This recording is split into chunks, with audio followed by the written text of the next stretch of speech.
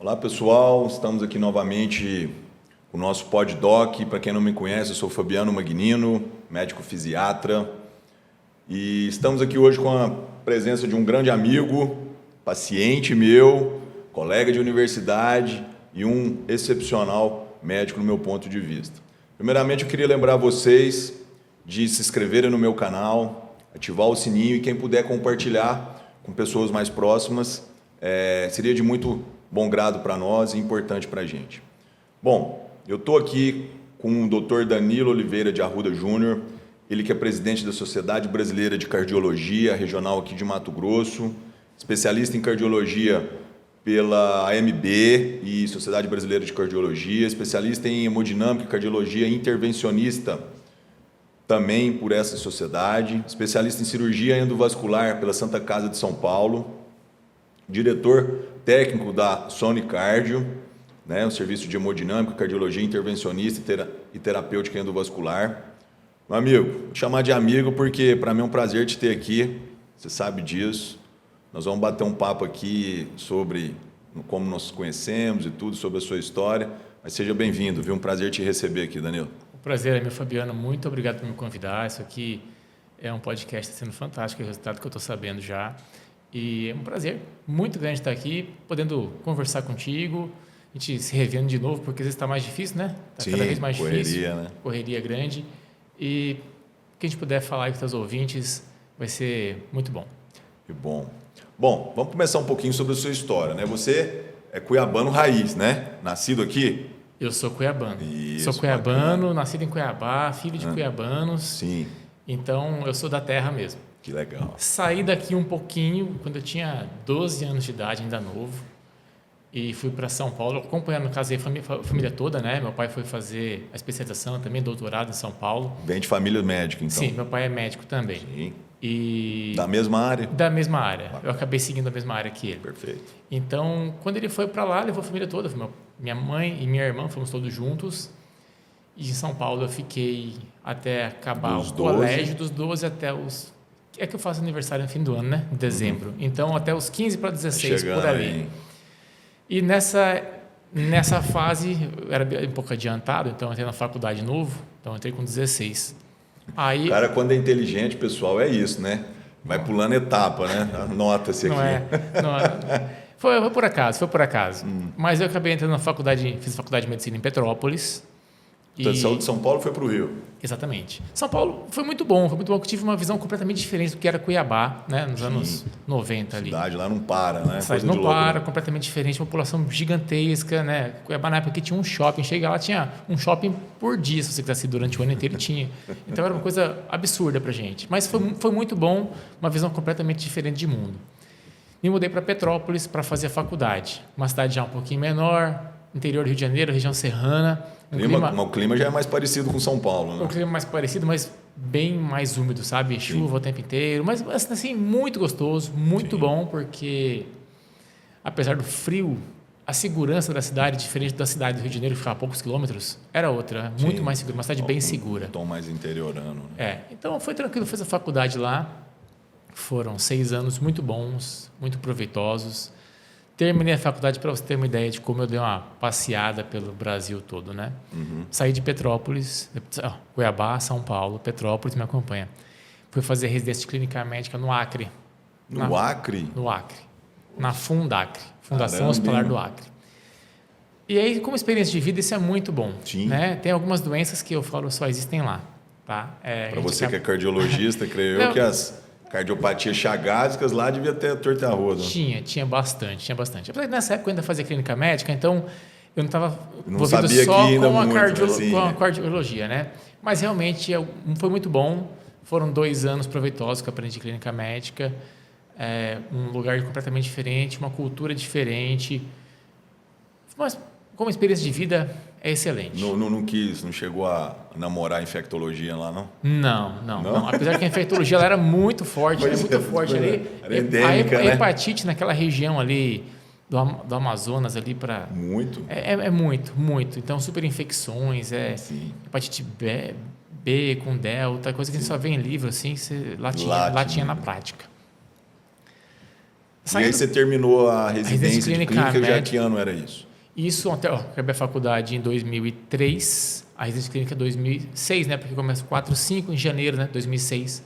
Eu comecei a residência de cardio, janeiro para fevereiro de 2006. E aí eu saí do Acre, fui para Florianópolis. Nossa! Instituto de Cardiologia de Santa Catarina. Mudei completamente do Sudeste, Norte e Sul. Cigano da vida médica. Isso. E aí, Floripa, claro, outra vibe, Nossa. completamente diferente, praia, sol, mar, muito bom. Lá, realmente, me apaixonei ainda mais pela cardiologia. Eu já queria fazer cardiologia, já sabia que gostava. Você já saiu da clínica, quero ser cardiologista. Você sabia, eu queria ser cardiologista. E lá, eu consegui fazer a cardiologia e, ao mesmo tempo, conhecer toda... Nossa, como São Paulo tinha shopping, lá também tinha praia. Sim. Então, era uma praia por fim de semana para você conhecer. Então é bom, né? Você conhecia muita coisa. Não só em Florianópolis, mas todo ali ao redor de Santa Catarina. Foi muito bonito. Litoral muito bonito. Quem não conhece, vale a pena dar uma passadinha lá. Aconselho, viu? Tá aqui uma pessoa que já frequentou por bastantes anos a região de Santa Catarina. E aí, quando eu acabei a cardiologia, já em 2003, né? 4, 5, 2006, 2007. 2007 para 2008, terminando a residência. Em 2008, eu voltei para São Paulo para fazer a especialização, a subespecialização em hemodinâmica e cardiologia intervencionista. Esse aqui lá na Santa Casa. Não, isso foi na Escola Paulista de Medicina, na Unifesp, Hospital São Paulo. A gente dividia entre o Hospital São Paulo e o Hospital do Rim, né? São os 2 grandes hospitais da Unifesp para fazer hemodinâmica. Sim. Foram mais 2 anos fazendo a hemodinâmica ali. E quando eu terminei a hemodinâmica, logo eu fiz a prova, peguei o título de especialista, comecei a trabalhar um pouquinho lá em São Paulo já. Sim. Os professores na época me convidou para continuar no serviço que ele tinha particular, fora da universidade. Comecei a trabalhar com ele, fazer alguns plantões em hospitais ali próximo. E no final de 2010, aí, como eu te falei no começo, né, eu segui a mesma especialidade que meu pai. Sim. Meu pai aqui em Cuiabá me chamou e falou: filho, estou com o movimento aqui, está crescendo, eu preciso de alguém para me ajudar. Você vem? Eu falei: vou. Eu voltei para Cuiabá, isso aí já no final de 2010. 2010. 2010. Foi quando eu cheguei aqui em dezembro de 2010. Sim. E nesse período foi muita experiência em São Paulo também, novamente morando na mesma cidade que eu já tinha conhecido. Aí já sim para fazer essa especialidade lá na Santa já Casa. para fazer essa subespecialização. Não, essa especialidade de cirurgia endovascular eu acabei fazendo depois, em 2019. Tá. Já é 19, tá. Já tinha voltado para Cuiabá, comecei a trabalhar aqui. Já estava estabelecido aqui. Sim. E vem cá, e não sei se vai ser isso, mas creio eu que sim. O principal motivo de você ter ido a escolher a cardiologia, então, essa área, foi muito pelo teu pai? Não foi 100%, mas com certeza ele influenciou, porque eu fazia clínica médica ainda, e quando eu vinha passar férias ou passear em casa, ele me mostrava alguns casos que te interessavam. Eu achava interessante, eu via, ele falava: olha aqui, ó, a artéria está fechada, você está vendo? Eu falei: não estou vendo. Ele falou: não, tá aqui, vou te mostrar. Daí ele abria lá porque estava tratando de infarto. Eu falei: nossa, mas é verdade. Isso aí foi me influenciando, mas ele nunca me falou: faça essa especialidade. Isso. Foi uma escolha minha mesmo. Foi um gosto seu vendo o teu pai trabalhando. Então foi uma forma indireta. Isso, de uma forma indireta. E também, claro, os eventos da cardiologia aqui, né? Ele também já foi presidente de cardiologia, Sociedade de Cardiologia de Mato Grosso. Eu conhecia vários cardiologistas desde criança. Então, você vai em churrasco na casa do amigo do seu pai, ele está falando de cardiologia, entendeu? Assim como hoje eu vou na casa dos amigos e também a gente fala. Vai ficando na cabeça, né? Isso, aquilo vai ficando na cabeça. Mas vem cá, você chegou durante a residência de clínica, você chegou a namorar alguma outra especialidade? Conta pra gente aí, porque esses bastidores sempre tem. Não, quando você roda na clínica ali, que você vê todo, já estava meio tendencioso. Já estava tendencioso. Eu vou dizer que na faculdade eu cheguei a pensar em fazer pediatria por um período muito curto de tempo. Depois eu saí fora e falei: não quero fazer pediatria.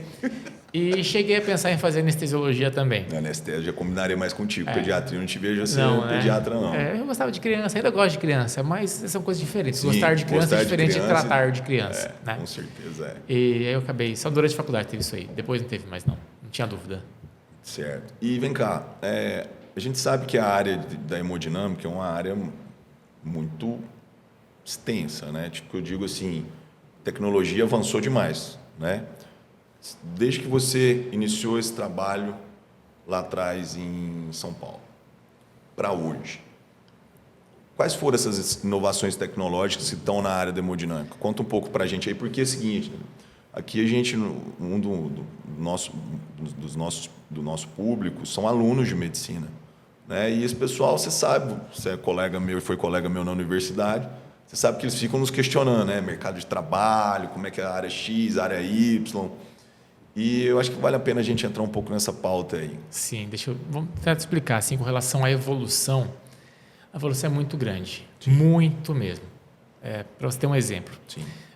No começo, quando começou a fazer cateterismo, era basicamente uma especialidade que fazia exames diagnósticos para o cirurgião poder tratar. Sim. E depois, com o passar do tempo, começou a se fazer algumas angioplastias. Estou falando assim da parte cardíaca mesmo, não de hemodinâmica em geral, mas parte cardíaca. Angioplastia com um balão, o Grundzig. Um suíço teve uma ideia na cabeça, só colocar um balãozinho ali, dilatar aquela artéria, será que dá certo? Já trata, né? E deu muito certo. Mas o balão tinha uma complicação que às vezes acontecia, que era a dissecção da coronária, né? Ela podia perder o fluxo ali. E aí, uma nova ideia, resolveram colocar uma molinha ali dentro, né? O stent. Para manter o chuveirinho aberto, né? Exatamente, Balãozinho aberto. Para manter o trajeto todo aberto, caso houvesse complicação. E perceberam que quem colocava o stent tinha resultado melhor do que quem fazia só balão. Falaram, então, se o stent é melhor que o balão, vamos colocar stent em todo mundo. Sim. E aí veio um novo passo. O stent causa uma reestenose. A artéria que você colocou stent, ela pode vir a entupir de novo. Sim. Por um efeito do próprio, vamos dizer assim, cicatricial do próprio organismo. Vai né? formando um tecido fibroso Exatamente. ali. Você coloca ali o stent conectado no endotélio, o endotélio começa a recobrir o stent. Sim. Mas essa resposta pode ser muito intensa, acabar recobrindo muito e Estenosando começa a circular, vai fechar e acaba estenosando de novo, né? Uma reestenose interstent. Sim.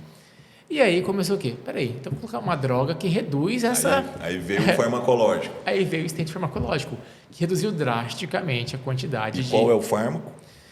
Olha, os primeiros fármacos começaram... Que isso também deve ter evoluído, né? Evoluiu. A grande questão é que quando começou, foram 2 stents que lançaram. E o sirolimus foi a droga que se destacou já desde o começo, tá?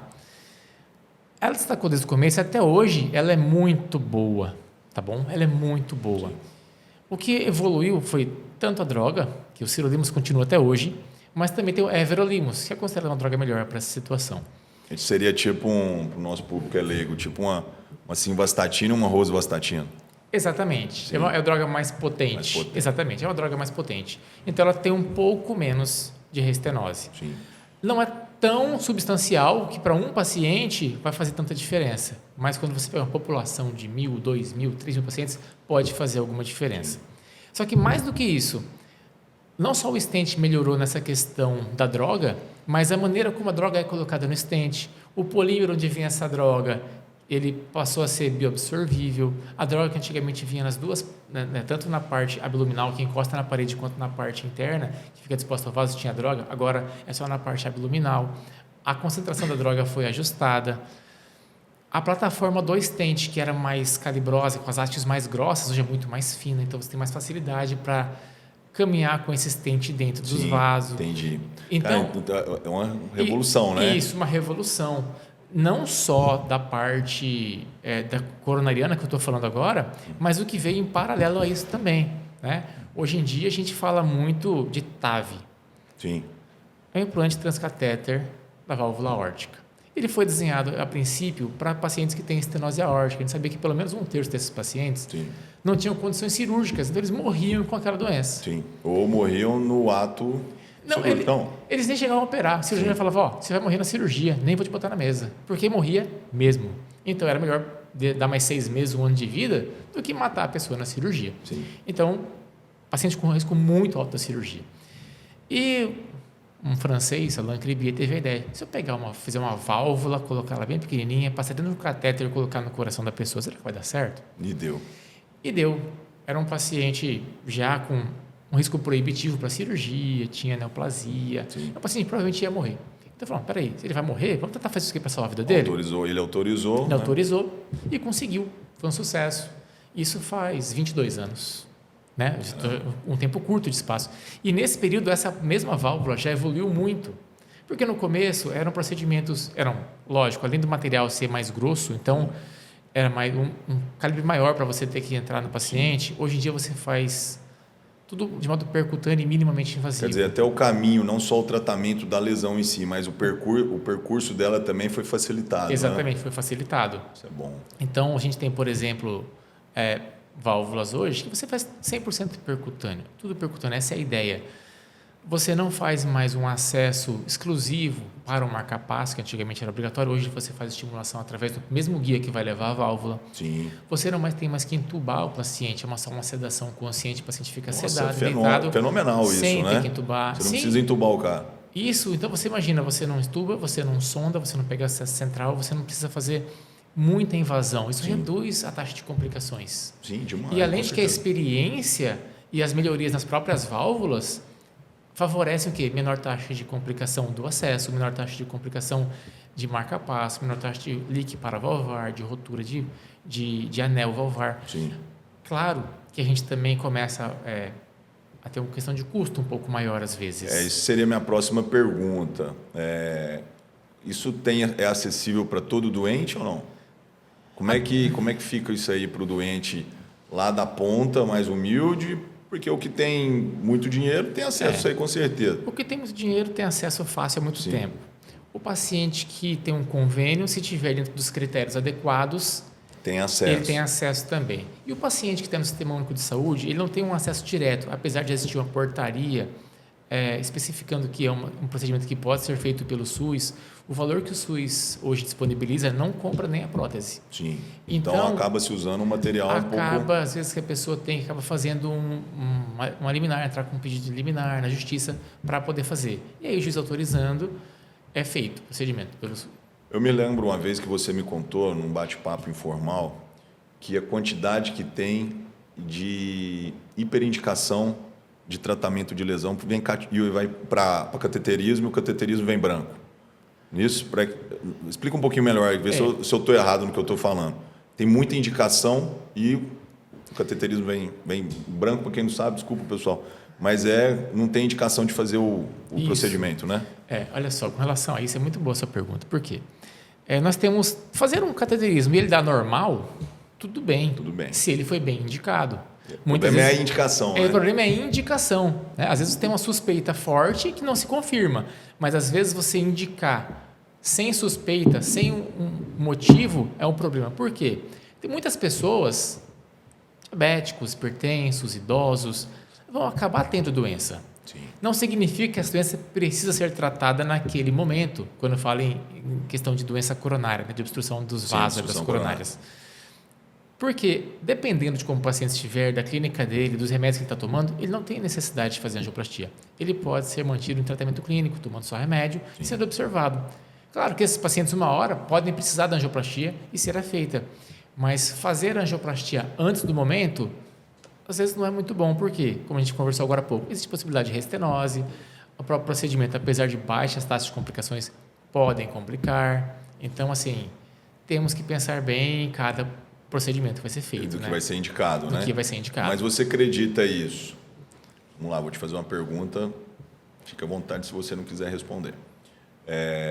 Há uma falta de conhecimento básico dos colegas que indicam ou uma coisa estrutural por trás para favorecimento não sei se você pode falar isso, mas para favorecimento de estimular a fazer ato cirúrgico. Você entendeu o que eu estou falando? Entendi o que você está falando. Eu acho que a indicação principal não é de querer fazer mais sem ter indicação. Assim, o médico indicar para poder ter um retorno financeiro porque está fazendo um procedimento. Não acho que essa é a indicação.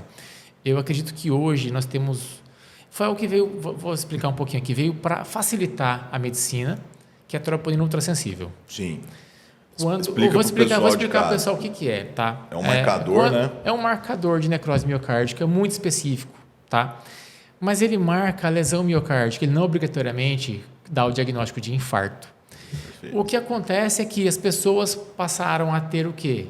Troponina positiva igual infarto. Quando eu falo as pessoas, são alguns médicos que não se atualizam, alguns médicos que não querem fazer cursos e se manter atualizado. Então, eles colocam a troponina igual infarto e infarto igual cateterismo. E outro, ele não acompanha essa troponina, né? Porque você tem que acompanhar.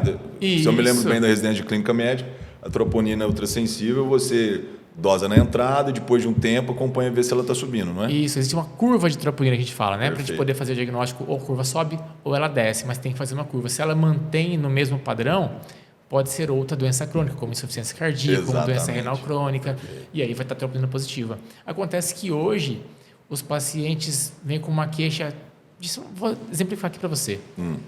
Tosse, expectoração, febre, dor torácica tipo pleurítica. Poxa, Sim. para qualquer um que está imaginando aqui, deve ser uma pneumonia. Pneumonia. Aí você pede uma troponina. Mas por que você pede troponina? Você está suspeitando que você tem doença coronariana? Que ele infartou? Não, isso aqui claramente é uma Doença. é uma pneumonia. Doença infecciosa, vai tratar com antibiótico. Sim. E aí vem a troponina positiva. Tá, explica para a turma aí o porquê. A própria sepse, Sim. infecções. Os quadros infecciosos aumentam a troponina. Também aumenta a E troponina. aí Então, tem troponina positiva, Cateterismo está cardíaco. infartando. Exatamente. Quer dizer, então cai naquilo que eu te perguntei, né? Um defeito mesmo de falta de estudo, De né? ler um pouquinho de livro, se De ler atualizar um pouquinho de pouco. livro. Isso é muito comum, né? É muito comum. Ó, vou te dar um exemplo. A gente fez um congresso agora, na última semana, de cardiologia, aqui de Mato Grosso, né? Congresso de cardiologia do estado de Mato Grosso. Sim. Foi bastante gente? Foi, muitos cardiologistas foram. Mas clínicos também deveriam ter ido, especialmente aqueles que trabalham dentro de unidade coronariana, Sim. intensivistas que trabalham em unidades coronarianas, Em PA, né? que trabalham em pronto atendimento, pronto seja atendimento. público, seja privado, tem que ir para se atualizar, porque a gente fala disso também, né? Então, é importante que o médico vá e se atualize. Você não tem que ir para os Estados Unidos para se atualizar. Você pode se atualizar. Tem bons congressos em todos os lugares. Exatamente, em todos os lugares. E hoje com a Inclusive, internet, podcast, hoje, né, tem muita coisa de qualidade aí também na internet, né? Sim, E bons sites de literatura, né? De literatura médica, né? claro, claro. Bom, vamos falar um pouquinho agora das doenças cardíacas. Os fatores de risco, para muitos, todo mundo sabe. Diabetes, cigarro, sedentarismo. E isso é objeto de desafios para todo mundo, né? Todo mundo bate nessa tecla, mas por que você acredita que cada vez mais as doenças cardíacas estão aumentando? Porque assim, para qualquer leigo todo mundo sabe, cigarro pode dar, o fumo pode dar problema do ponto de vista cardiovascular, sedentarismo, obesidade, diabetes, isso aí não é novidade para ninguém, Sim. né? Então assim, se o pessoal tem essa consciência e mesmo assim a doença cardíaca está aumentando, o número de infartos vai aumentando, o número de doenças cardiovasculares vai aumentando e cerebrovasculares também. Do que você acredita isso? Você acha que é falta de informação, que eu acho que não é, falta? Dá a sua opinião aí. Olha, vou dar uma opinião que eu acho que não é falta de informação. Vou te dar um exemplo que aconteceu comigo tem 2 semanas. O paciente teve um infarto com supra, aquele que tem que ser tratado imediatamente, foi feita uma angioplastia primária. Eu fui conversar com esse paciente depois, mais calmamente, depois de ter passado a fase aguda. Eu falei, doutor, mas por que eu tive isso? Eu falei, o senhor fuma? Ele falou, eu fumo. Isso eu nunca vi escrito na caixa? Cigarro causa infarto agudo do miocárdio. Mas está escrito lá, ou seja, não é falta de informação. Ele já viu aquilo, mas ele não quer acreditar naquilo, porque é mais fácil você manter um vício. Fabiano, a gente se encontra na academia algumas vezes, né? Mas na mesma academia. Quantas vezes você não fala para o paciente, você precisa fazer atividade física?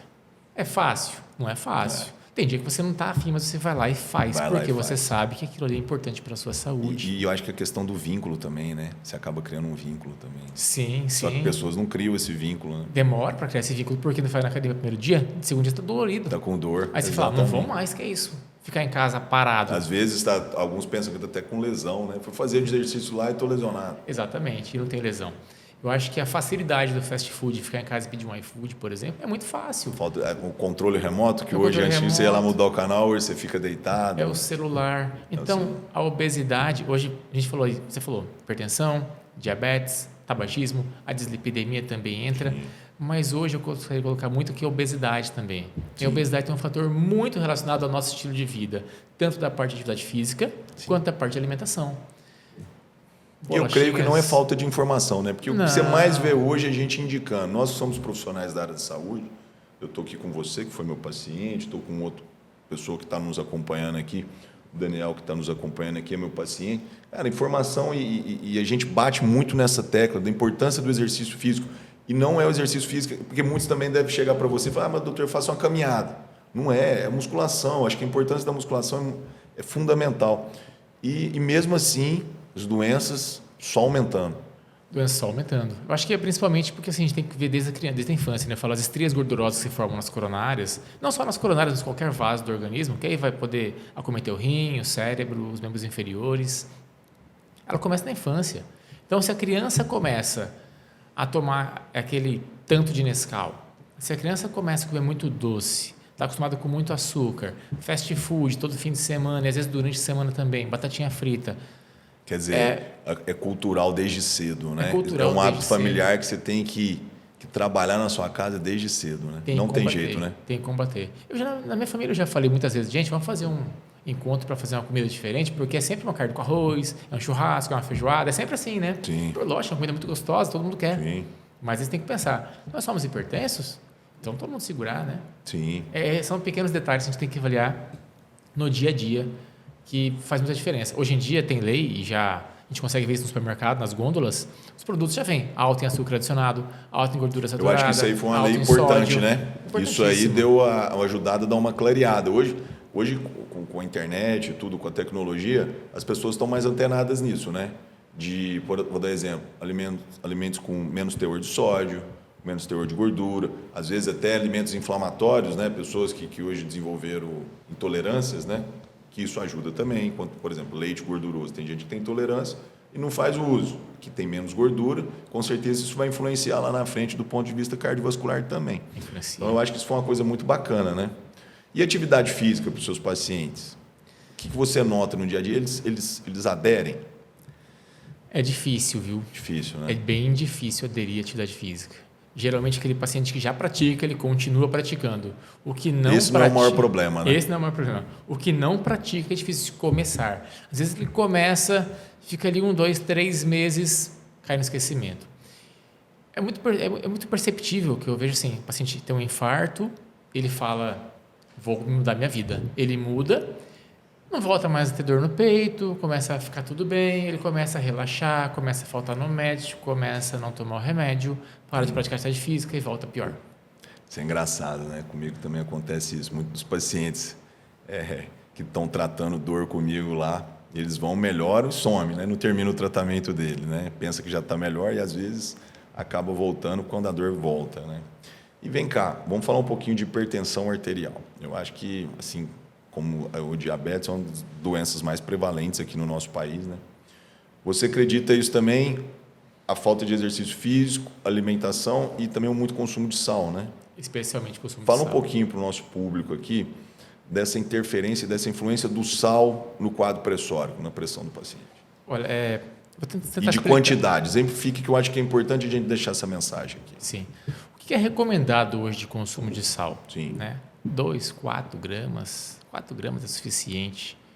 O que as pessoas comem de sal? 12, 16 gramas.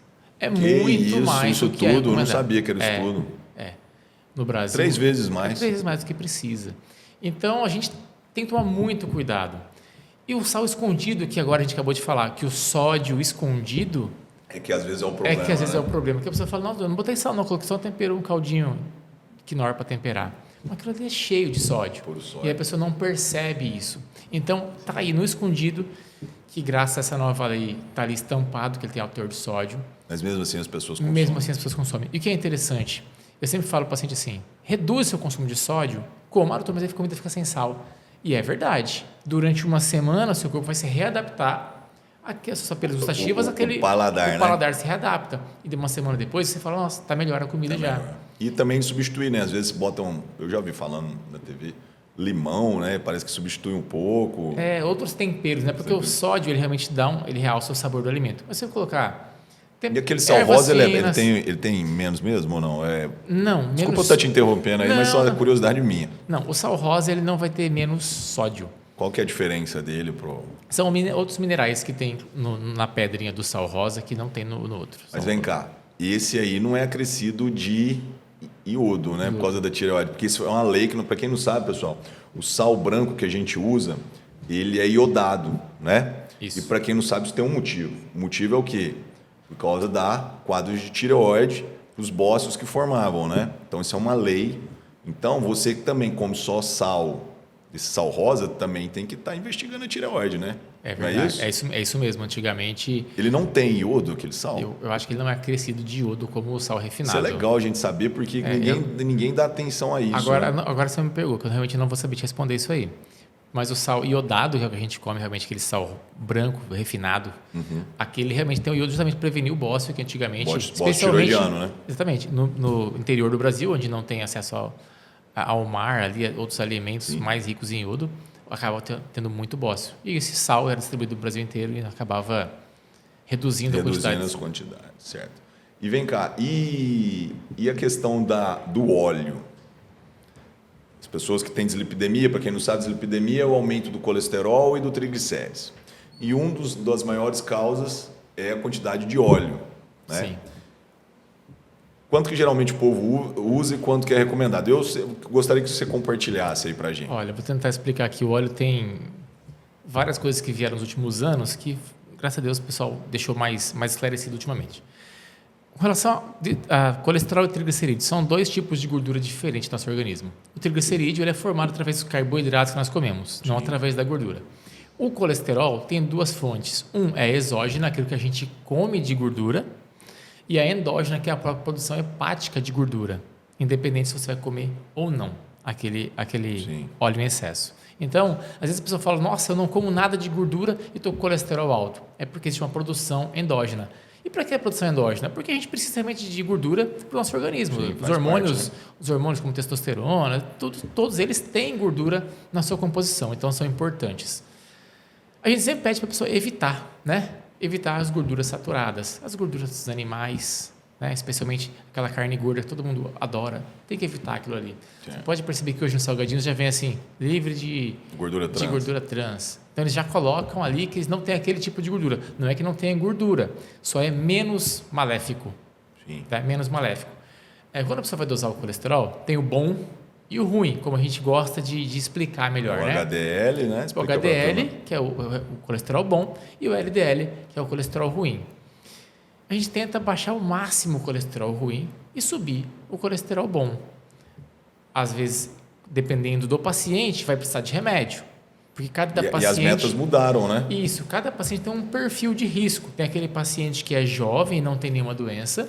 Tem aquele paciente que pode ter a mesma idade, pode até ser jovem também, mas já teve um infarto, ou que já tem placas de gordura. Sim. Aí, esse paciente tem um risco muito mais alto. Então, você é mais agressivo na meta. Então, 50, não é? 50 de LDL. É difícil atingir essa meta. Antigamente era 100, né? Antigamente era 100, Era aí foi 100, baixando né? para 70. Assim como a glicemia também, né? Do diabético, né? Diminuiu as metas, né? De glicada. Né? Cada vez a meta é mais baixa, a gente percebe até a pressão. A gente falou agora há pouco de pressão alta, né? Sim. Até a pressão baixou a meta. Baixou agora. Baixou também. O Congresso Europeu, né? Então, a gente tem que ter um certo equilíbrio até no que o paciente vai tomar de remédio, porque existem remédios cada vez mais potentes, mas também são cada vez mais caros. Às vezes, só a dieta com exercício físico não é suficiente para resolver o problema. Então, você tem que dosar o quanto aquele seu paciente tem risco, você precisa ser agressivo no medicamento, que também em altas doses pode ter efeito colateral. Sim. E tem outros remédios hoje que são injetáveis, que são muito potentes, mas que são muito mais caros também. Então, acho que o segredo aí é ver o fator de risco para cada pessoa, né? Individualizar isso aí, Exatamente. Né? Você tem um potencial risco de infarto, vamos ajustar essa meta mais para baixo. Não tendo, mantém aquela meta. Você é mais tolerável com a meta. Bacana, né? bacana. E vem cá, vamos falar um pouquinho de você agora. Vou entrar nesse mérito aqui. Eu posso contar do seu caso, lá da universidade? Pode. Quando eu conheci o Danilo, nós éramos colegas lá na universidade, e o Danilo, como hemodinamicista, perdão. E você estava com uma cervicalgia, não me esqueço disso hoje, você estava com aquele colar cervical, e você estava acima do peso. Tá. Lembra? Tava. E aí, nós conversamos lá, eu acho que eu consegui entrar na mente dele. Falei, Danilo, cara, você tem que perder peso e tal, fazer um trabalho de fortalecimento para melhorar a tua cervical, que você veio me questionar a respeito da cervical, né? E eu falei, olha, se você, como usa muito eles, para quem não sabe, eles usam muito aqueles coletes de chumbo, né? É avental de chumbo, né? Avental de chumbo, por causa da radiação, né? E aquilo pesa muito, pesa mais ou menos quantos quilos? Olha, se for um avental de chumbo, 7 quilos, dependendo do tamanho, de 7 a 9 quilos. Vamos botar 10. Tá. 10. Quanto tempo você fica em pé numa cirurgia dessa? Pode ficar até 1 hora ou mais. Isso. Dependendo do procedimento, se for bem prolongado, pode ficar muito mais tempo. Sim, vamos botar 1 hora e meia aí. Você faz quantas dessas num dia, se deixar? O dia inteiro, né? De manhã até... Então, você imagina o quanto isso pesa para o teu cervical. E ele desenvolveu uma cervicalgia até com compressão de raiz, né? Sim. Chegou até a ter uma parestesia, estava usando colar. E ele estava acima do peso, estava sedentário, né? Sedentário. E aí ele veio conversar comigo e falou, olha, Danilo, eu acho que você tem que mudar o seu estilo de vida. E ele, acho que você entendeu, né? E começou, eu quero que você vai contar isso pra gente. Começou a cuidar dele mais, né? Conta pro pessoal aí, como é que você estava antes nesse período que nós conversamos? Eu acho que foi 17 ou 18? Acho que foi 2018. 18, que eu estava recém-chegado aqui no Mato Grosso. Acho que foi 2018. 2018, em 2018 né? eu comecei a modificar. E conta um pouquinho pra gente aí, como é que foi, no seu caso, até para estimular pessoas que estão nos vendo aqui, do quanto a atividade física, cuidar um pouquinho mais da sua dieta, quanto isso foi importante para o seu dia a dia e para a tua saúde. Olha, isso foi fundamental, Fabiano. Vou contar essa história. É o seguinte, eu estava muito acima do peso, estava pesando quase 100 quilos. Eu tenho 1,80 de altura, estava pesando quase 100 quilos. E MC de quanto? Mais ou menos. Eu não lembro, não fiz a conta não.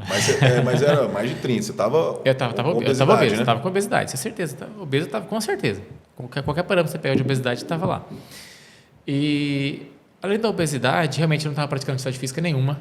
Né? Era só ir para o trabalho de manhã, voltava para casa. Trabalho de manhã, voltava para casa. No máximo, uma caminhadinha no fim de semana. Né? Que a gente falou, uma caminhadinha no fim de semana não é atividade física. Não é atividade física. Importante deixar isso bem claro, pessoal. Caminhadinha de fim de semana não é atividade física. E não vai fazer interferência nenhuma na sua vida. Não, nenhuma. Eu tive 2 hérnias, hernia lombar e cervical. Essa que você me pegou aí na época da cervical. Estava ali com colar cervical para não evitar de doer. Eu não conseguia deitar direito, não conseguia fazer nada. Eu falava, tem que mudar de vida, assim não dá. Além disso, eu tinha uma coisa que me dificultava fazer caminhadas e qualquer atividade física, que era uma fascite plantar. Fascite plantar, me esqueci desse detalhe, é verdade. Eu tinha fascite plantar. Eu sei, quando eu era mais jovem... A dor na sola do pé, pessoal, para quem não sabe. Lá na sola do pé, aquela dor pontual lá no baixo do calcanhar, é essa aí. E aí, eu sempre gostei de fazer atividade física quando eu era mais jovem, sempre fiz, mas essa fascite estava me atrapalhando há muito tempo já, eu não conseguia fazer nada. Falei contigo, aí você me orientou, a gente fez umas terapias de onda de choque, foi uma palmilha específica e tal, e aquilo ali melhorou. Eu comecei a fazer caminhadas, no começo fazia caminhada, que eu não conseguia correr nem nada, mas comecei a caminhar, depois eu comecei a correr. Sim, aquilo que nós conversamos, você foi aumentando Eu fui aumentando gradativamente aquilo que eu conseguia fazer. E eu cheguei a perder, na época, 22 quilos. 22 quilos. Eu saí dos 99... Na raça. Fui para 77. Claro, com dieta associada, né? Com dieta associada. O que você deixou de fazer? Conta pro pessoal que eu acho importante esse relato. Olha, principalmente comer porcaria. Parece... O que você comia que você deixou de comer? Eu comia... primeiro, eu tomava muito suco. Suco, né? Suco, muito. A caloria líquida é muito fácil de ingerir. Você toma ali um litro de suco rapidinho e é muita caloria. Além disso, muito sanduíche. Não tinha erro de ir num lugar... Fast food? Pedir, fast food, até aquele um pouquinho mais slow food, sabe? Não obrigatoriamente como McDonald's, mas mais tradicional, uma hamburgueria gourmet, vamos dizer assim, né? Ainda assim, era hambúrguer, era batata frita, era pizza, salgadinhos, sorvete sem parar. Eu gostava muito, tomava muito sorvete. Ainda tomo sorvete hoje em dia, mas de vez em quando, com cuidado, sem exagerar. E aí foi não só a atividade física, mas também a alimentação. Aí quando eu mudei, eu perdi bastante peso. 22 quilos. 22 quilos. Isso foi em menos de 1 ano que eu perdi. E foi na raça, sem ter que fazer atividade física, sem ter que tomar remédio, sem ter que fazer procedimento estético, sem ter que fazer nada, só na raça mesmo. E aí você acabou criando um vínculo, né? E aí você cria vínculo com a atividade física. Eu acho que esse aí é a ideia que a gente tem que deixar, né?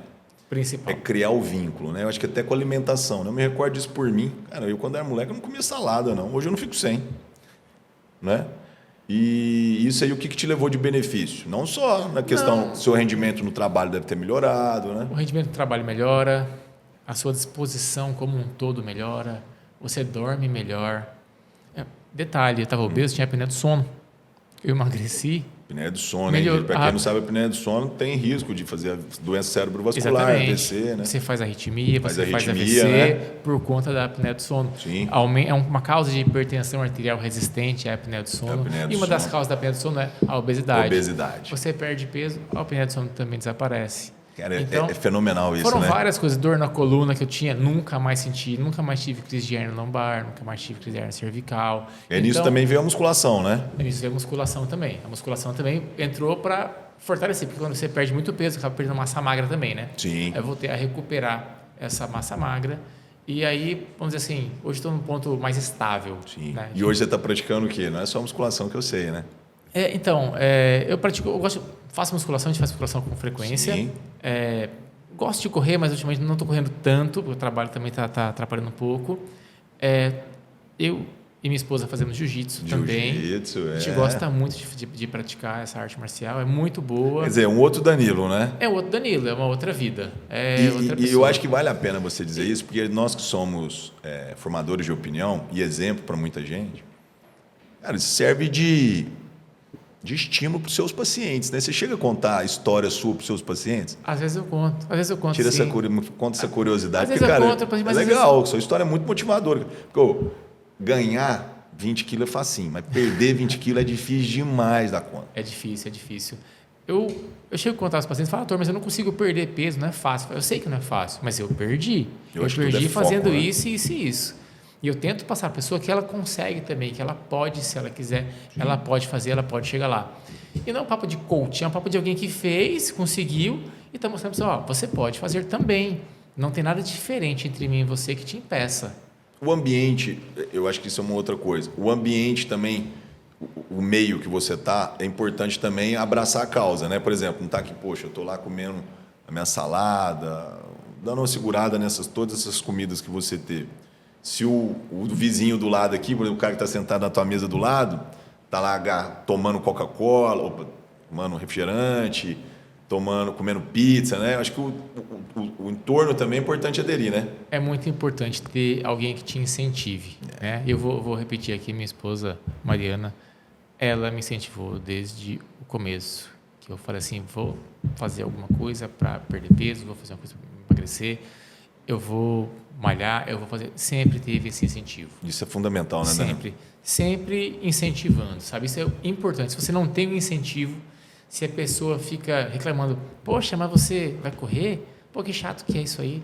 Poxa, mas você não quer comer esse pudim que eu fiz? Poxa, você tem que comer. Aí você não tem incentivo, na verdade, você tem incentivo para engordar, incentivo para não fazer o que é correto. E aí, lógico, é muito fácil cair na tentação de comer um pudim, de comer um sorvete, de comer alguma coisa, porque são todas coisas muito gostosas, são saborosas mesmo. Todo mundo gosta. Mas você tem que pensar, peraí, vou comer isso agora, mas e amanhã quando eu for fazer aquela caminhada para chegar até o meu trabalho? E a minha disposição? E aquela dor que eu sinto? Será que vale a pena não comer e não ter dor? Tudo isso tem que influenciar, tudo isso tem que passar pela cabeça da pessoa. Tem que passar pela cabeça. Antes de pegar e provar. Né? Então, isso é importante. Só uns detalhes aqui, Fabiano, só para te falar. Pessoas que eu conheci agora, mais recente, olham fotos minhas antigas e falam, nossa, nem parece você. Você está mais jovem. E é verdade. É verdade. O Danilo que eu conheci lá atrás, naquela época, cara, hoje você está outra pessoa, sorriso no rosto, magro, vê você na academia sempre disposto, cara, é outra coisa. Sua vida deve ter mudado muito. Você chegou a ficar hipertenso ou não? Não. Não, né? Não, hipertenso não. Certo. Voltando a falar da hipertensão rapidinho, quais medidas você considera mais importante e quais são as causas que você pontua para levar à hipertensão? As medidas que eu falo é terapêutica. Que medidas você tem que adotar para melhorar o quadro e o que fatores que causam mais a hipertensão? Tá, então, assim, para tentar explicar bem. Se o paciente chega para você e a pressão já está elevada, dependendo do valor, já tem que começar a medicar ali mesmo. Qual seria o valor? 180 por 110. É um valor já estágio 3, você não tem dúvida, já medica. Esse paciente, e não é um remédio não, vai ser dele com pelo menos dois medicamentos. Geralmente são quais? Isso você pode escolher a classe, tá? Sim, você pode escolher a classe. Geralmente vai ser um diurético associado com BRA ou IECA, bloqueador de canal de cálcio. É o que geralmente você faz no começo. Então, associado ao diurético. Associado ao diurético. Para começar com 2, geralmente é isso. A não ser que tenha uma causa muito específica, alguma outra doença associada, aí você vai estar com beta-bloqueador, alguma outra coisa diferente. Mas normalmente São essas classes que você conhece. 18 por 11, então. Por exemplo. Se o paciente chegou a primeira vez com você, não tem nenhuma queixa, você está vendo a pressão está limítrofe. Será que esse paciente é hipertenso ou não é hipertenso? Seria aquele 14 por 9 lá, aquele né? 14 por 9 aproximadamente. Eu paro, reavalio, oriento a fazer modificação no estilo de vida, porque essa modificação no estilo de vida, às vezes, vai fazer o quê? Baixar a pressão. E solicita algum exame ou não? Ou já Sim, passa? não. Solicita exame, eletrocardiograma, exames laboratoriais para avaliar outros fatores de risco que estão associados, como colesterol, como diabetes, hemograma, função renal. Né? Então, tudo isso a gente já solicita ali nessa primeira avaliação. E não entra ainda com medicação? Se tiver no limite, ainda não. Uhum.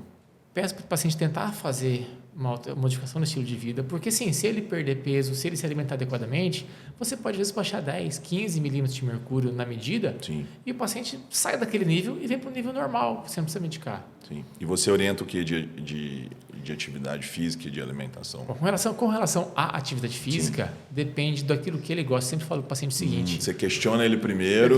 O que você gosta de fazer? Perfeito. Olha a dica para você, pessoal, que está começando aí, né? Eu gosto de andar de bicicleta. Então, ando de bicicleta. Bicicleta. Bacana. Eu gosto de fazer caminhada. Faça a caminhada sua. Eu gosto de correr. Faça a sua corrida. Eu gosto de musculação. Também incentivo. Antigamente achava que musculação não podia fazer. Tentar ver alguma coisa que ele gosta, que adere. Eu gosto de jiu-jitsu. Eu gosto de arte marcial. É jiu-jitsu, judô, muay thai. Né? Faça isso. Não, eu prefiro aquelas aulas que puxam bastante o aeróbico, que você fica pulando aquele step, né? Não sei se ainda tem na academia, mas fica pulando para lá e para cá. Faça isso. O importante é você começar a atividade física. Se não fizer, é o problema. Então, eu gosto que a pessoa comece por aquilo que ela se sente à vontade. Nossa, quando eu era criança eu nadava, quero continuar. Então, volte para a natação. Né? Então, é mais ou menos isso com relação à atividade física. E sempre falar também, além da atividade física, a dieta. Reduzir o sal, esse sal escondido que hoje em dia está mais evidente, mas antigamente não tinha. Quantas pessoas não vão na comida japonesa? A comida japonesa é saudável. Mas vai lá e... O molho shoyu é riquíssimo. Põe o light, né? Põe pelo menos o light, né? Pelo menos o light, né? Tem menos. Mas ainda assim, tem muito sal. Aqueles biscoitos também, doce também, tem muita gordura. O biscoito doce tem muita gordura e tem sal também. Tem sal também. O refrigerante, muitas vezes é... Molho pronto também. Molho pronto, tudo isso é bastante salgado, né? Às vezes você não sente o salgado na boca, mas tem muito sódio na composição. Sim, bacana. Então...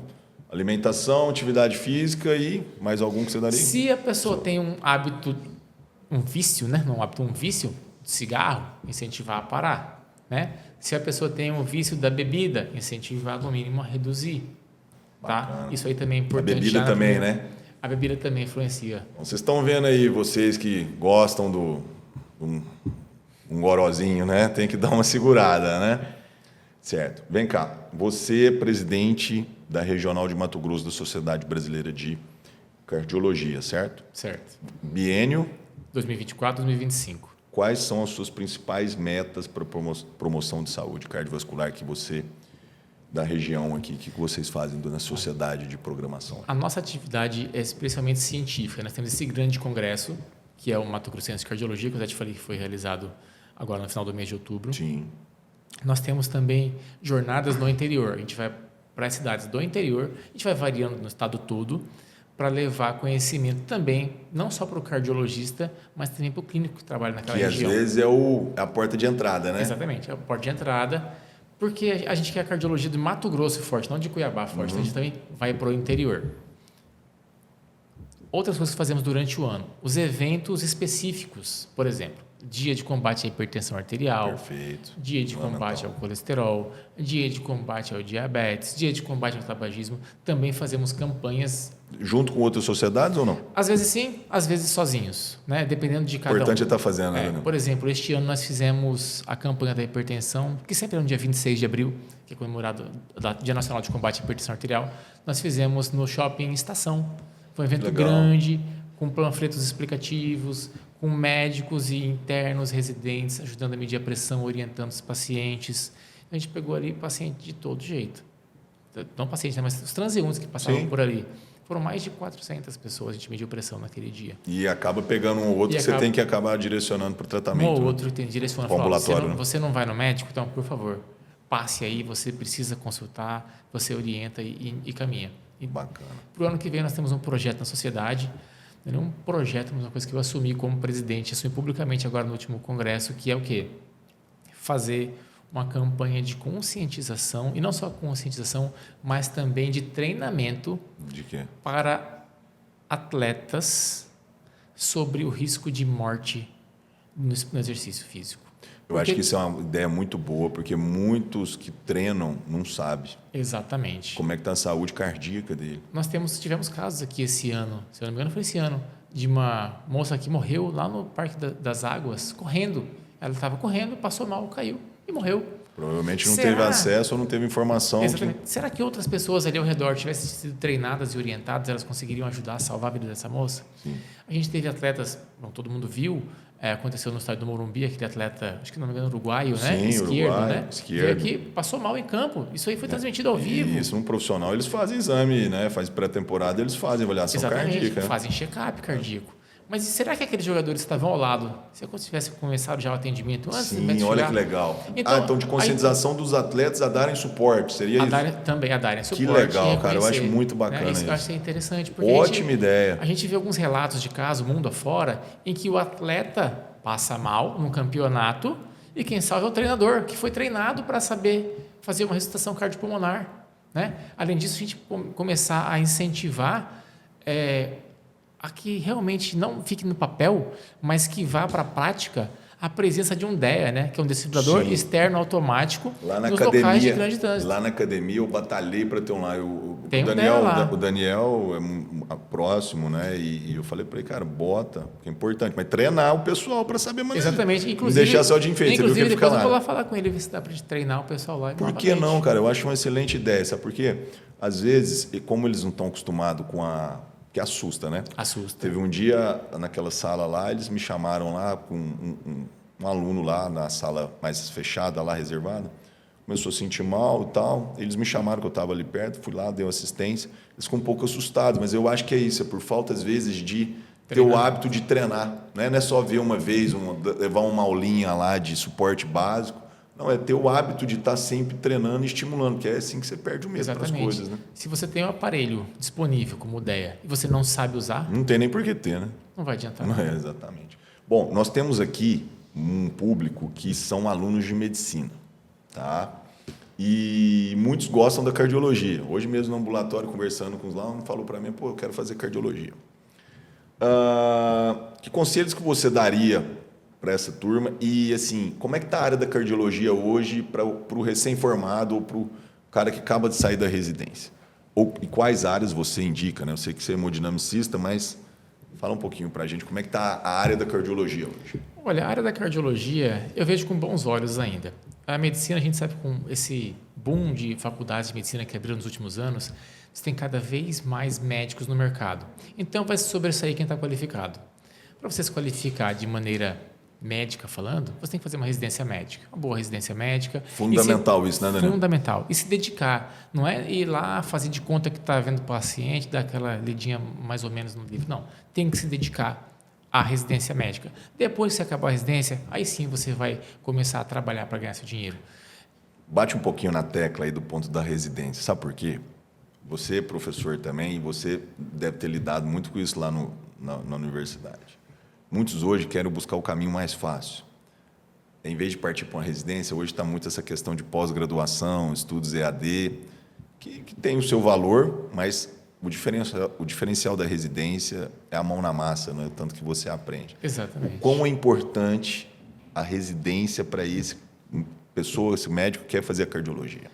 Olha, a residência, na minha opinião, é fundamental. Fundamental, né? A gente sabe que existem estágios, pós-graduação, mas não é a mesma coisa. O compromisso com a residência é diferente.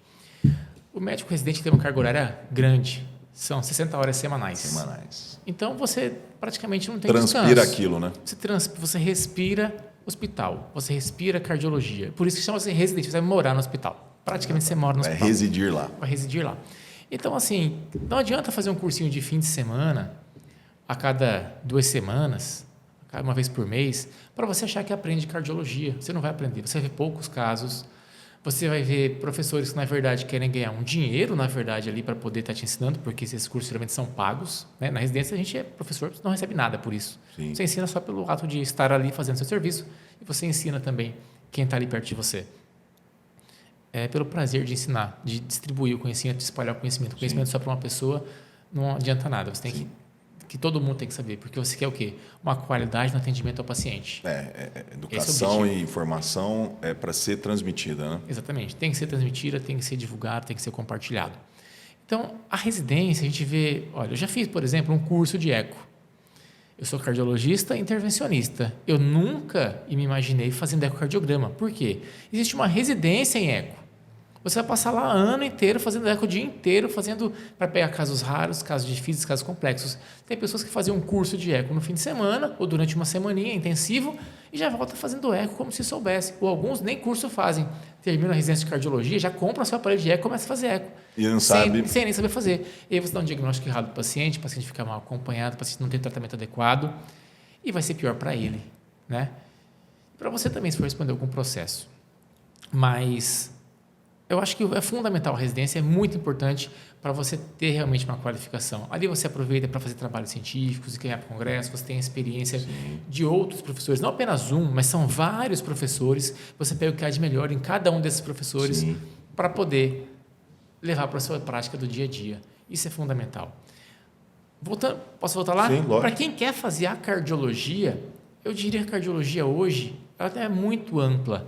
Você pode ser cardiologista clínico, trabalhando só em consultório, trabalhando dentro de hospital, trabalhando em unidade coronariana.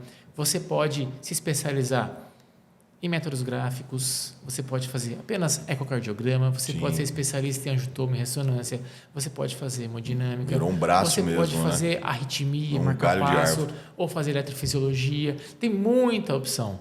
Todas são boas? Todas são boas.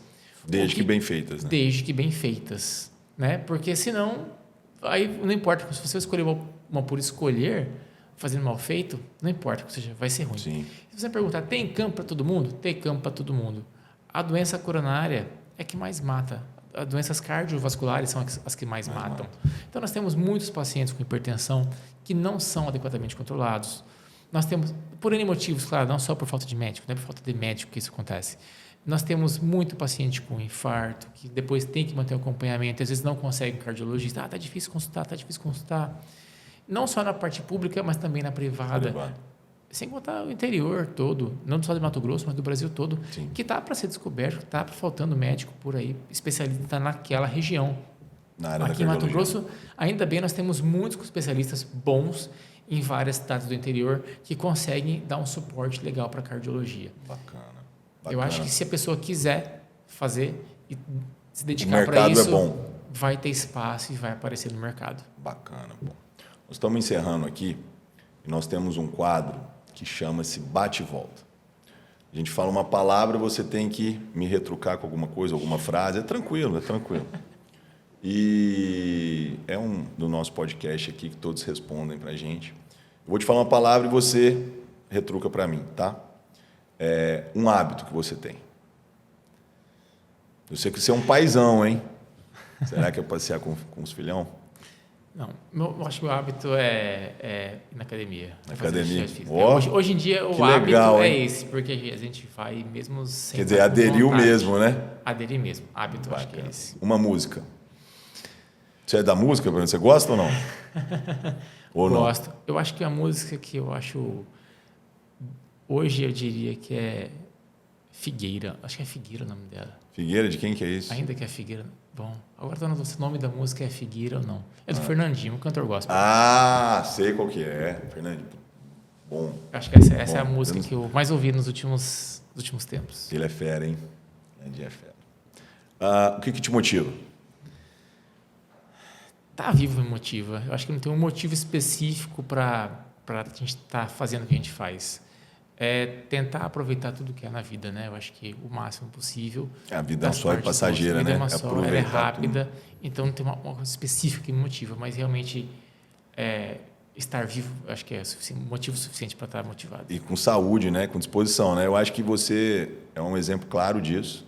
O quanto você deixou de fazer coisa naquele momento que você estava obeso. Você deve fazer essa autorreflexão, né? Estava com dor no pé, e obeso, sedentário, comendo aquele tanto de coisa. Ainda hoje eu olho e falo, acho que não, tem que dar uma seguradinha aqui, porque já estou fora do peso. Não, mas eu estou falando assim, essa autorreflexão, de falar, cara, quanto tempo eu perdi lá atrás de coisas que eu poderia estar fazendo, claro, né? E eu deixei de fazer por aquele momento, né? Família. Lê tudo. Tudo, né? É importante, né? Lê tudo. Um hobby. Seriado. Seriado? Um hobby, eu acho que é seriado. De Netflix, assim, essas coisas? Netflix, essas coisas. É? Toda noite eu vejo um Que perfil que você curte aí? anime. Hoje em dia eu tô no anime. É? É. Bacana. Uma mensagem que você deixa para a nossa audiência aí, para os alunos de medicina, para as pessoas que interessam no nosso podcast. Eu acho que foi um papo muito esclarecedor. A gente abordou temas básicos, né, e temas mais amplos. E o que você deixa de mensagem para o pessoal que está nos assistindo? Né? Olha, pessoal, para quem está nos assistindo aqui, eu acho que ia ser bem interessante que todos seguissem um pouquinho do que a gente falou. Essa mensagem principal é atividade física, dieta saudável. Para quem é aluno, dedique-se para trazer o melhor para o seu paciente. Não apenas na esfera técnica, mas também na segurança emocional que você precisa dar, na segurança que você precisa ter ao passar pela informação de que ele realmente precisa para a saúde dele. Seja para fazer cardiologia ou outra especialidade, isso é fundamental, deixar o paciente seguro de que ele está sendo bem conduzido. E não ter a medicina também só como um objeto de retorno financeiro, né? É fazer aquilo de coração, né? Eu acho que humanização, você tratar o seu paciente de uma forma humana, acolher ele bem, porque o paciente que é bem acolhido, a chance dele aderir a qualquer tratamento ele é melhor. Você concorda? Concordo. Perfeito. Bom, acho que é isso. Danilo, muito obrigado. Você perdeu um pouquinho do seu tempo, tá vindo aqui no meu podcast. Para mim é uma honra te receber. Além de você ter sido meu paciente, ser um amigo que eu tenho hoje. Fiquei muito feliz do seu aceite aqui no meu podcast, tá? E, cara, você sabe que você pode contar sempre comigo. Você sabe disso. E ser um exemplo, cara. Parabéns. Eu conto do seu caso para várias pessoas, do quanto a adesão ao tratamento, adesão a bons hábitos, ela é benéfica. Cara, muito obrigado por você ter vindo aqui, viu? De coração. Fabiano, eu que agradeço o convite. Eu achei a primeira vez que eu vi no seu Instagram ali, falei que legal, foi no podcast, né? Eu não tenho nem a coragem de chegar aqui e fazer um podcast só meu. Achei isso brilhante você estar fazendo isso. Bacana, agradeço mais uma vez o convite por ter vindo aqui, tentar esclarecer um pouquinho, contar um pouquinho da minha história. Muito legal. Quem... Você que é cuiabano, cara, um exemplo para muita gente daqui, né? Sim, eu saí e voltei para a minha cidade e hoje tem um local de destaque até com relação à cardiologia. Sim, tem. É uma questão da presidência na SBCMT que vai passar e eu quero deixar um legado bom ali dentro. Cara, obrigado mesmo, de coração, viu? Bom, pessoal, finalizamos mais um episódio aqui hoje com o Dr. Danilo. Se você não nos acompanha, acesse o nosso canal, inscreva no nosso canal, ativa o sininho e quem puder compartilha esse episódio, esse podcast e quem tiver curiosidade de vir nos visitar aqui também um dia pode vir aqui, tá bom? Um abraço a todos, tchau, tchau.